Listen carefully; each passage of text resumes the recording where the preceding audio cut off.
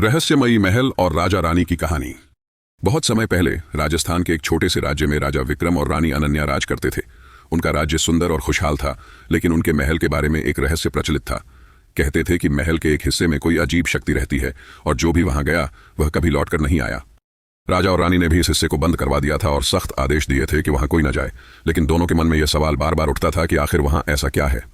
एक दिन रानी अनन्या को महल के बंद हिस्से के पास से गुजरते हुए दरवाजे पर हल्की सी आवाज सुनाई दी। उन्होंने राजा विक्रम से इस बारे में बात की। राजा ने कहा, मैं इस रहस्य को हमेशा के लिए खत्म करना चाहता हूं। कल रात मैं खुद वहां जाऊंगा। रानी ने उन्हें रोका, लेकिन राजा ने ठान लिया। रात को राजा विक्रम अकेले उस बंद दरवाजे के पास पहुंचे। जैसे ही उन्होंने दरवाजा खोला, ठंडी हवा का एक तेज झोंका आया। भीतर का दृश्य चौंकाने वाला था। पुरानी दीवारों पर अजीब पेंटिंग्स थीं और बीचों बीच एक बड़ा पत्थर का तख्त रखा था।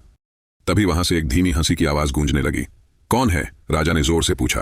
तभी एक परछाई ने आकार लिया और बोली, मैं इस महल की रक्षक हूं। राजा विक्रम ने उस परछाई को चुनौती दी, लेकिन वह गायब हो गई।